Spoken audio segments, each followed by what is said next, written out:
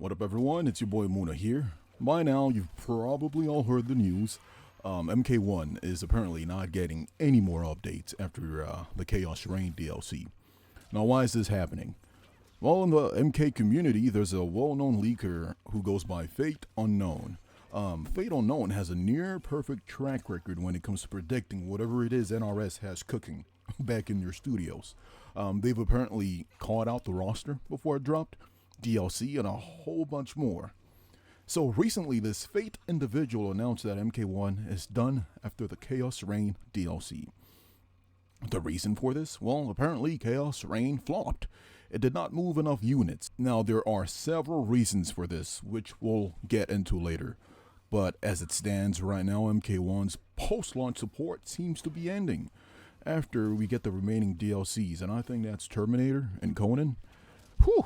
Beyond that, we've got the Pro Tour scene, I guess, which NRS recently announced. So the question is, where do we go from here? Well, MK1 has a lot of issues. The cameo system. Well, the cameo system is a major point of contention in the community.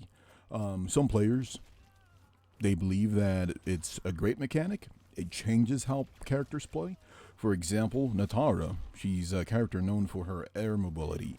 She can easily be zoned out because she doesn't have any proper zoning tools. But you pair Natara with a Sonya cameo and all of a sudden her zoning weakness is completely eliminated. She becomes a competent zoner herself. I think that's one of the appeals of the cameo system. It's basically variations brought to life. However, many people dislike this concept. They believe that MK is a traditional 1v1 game.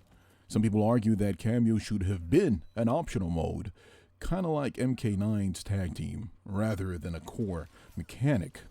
And I'm not gonna lie, I agree with this. When I first learned MK1 was gonna be an assist-based fighter, it took the wind out of, anything I had in regards to this game. My issue is just not with how cameos are implemented, but also how they kind of disrupt the essence of a traditional 1v1 fighting game. For example, if Sub-Zero does a risky ice slide in older MK games, and if you block that ice slide, you can punish him for a lot of damage. In MK1 though, a Sub-Zero player can call out Kano, who throws his knives off screen, basically making the slide safe. You have to block. If you try to punish the slide, you get hit with the knives, and the Sub-Zero can then combo you. It's annoying, and many players feel that way. Another downside is that some fan-favorite characters like Sonya and Kano, well, they are cameos now. They are not playable. In MK11, Sonya was my main. Now she's just a cameo, and I don't like that at all. And then there's the rebooted storylines. MK, NRS, they keep rebooting over and over.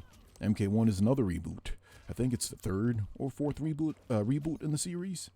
At this point, it feels excessive. Reboots only work if they preserve the spirit of the original, but I don't think MK1 does that, and it might just be a me thing.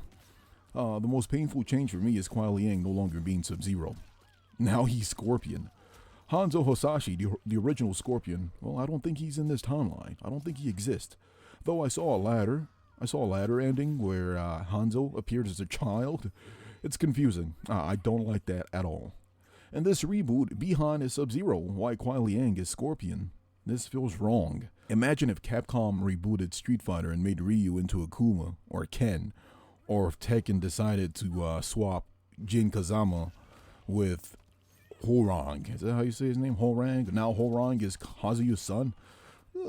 This kind of change alienates, longtime fans.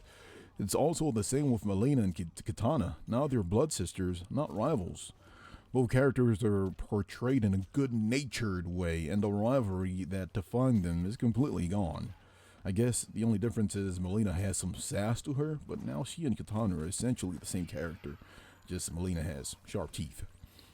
I think rivalry adds depth and drama to these stories and characters, and, without that, makes the narrative less compelling. And then there's the underwhelming content. MK1 launched with limited content compared to MK11.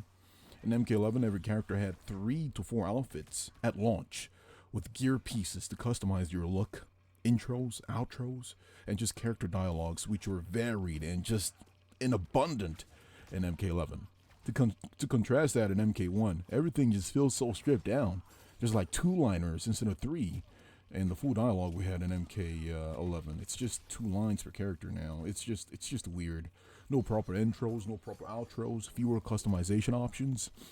I believed, in my opinion, the day one outfits and skins were let down. Designs like Lee May's default police outfit, it just felt generic and uninspired.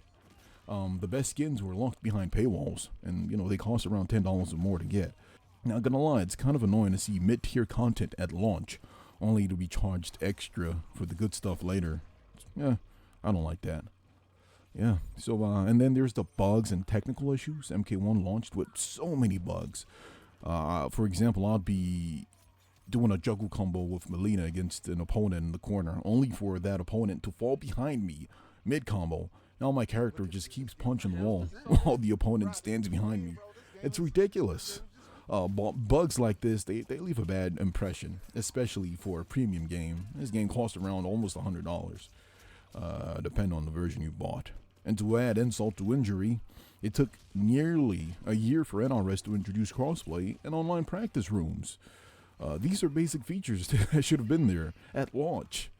So how do we move forward? Well, if the rumors are true, MK1 is done. The question is, what's next? How do we improve the franchise? I plan on making a video where we can talk about the next MK1, what we can do to make it a better product. And yes, MK is a product. It's a beloved franchise. You gotta appease your fans.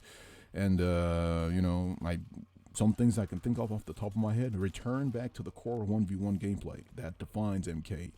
Get rid of the cameo system. I don't think that's ever coming back anyway.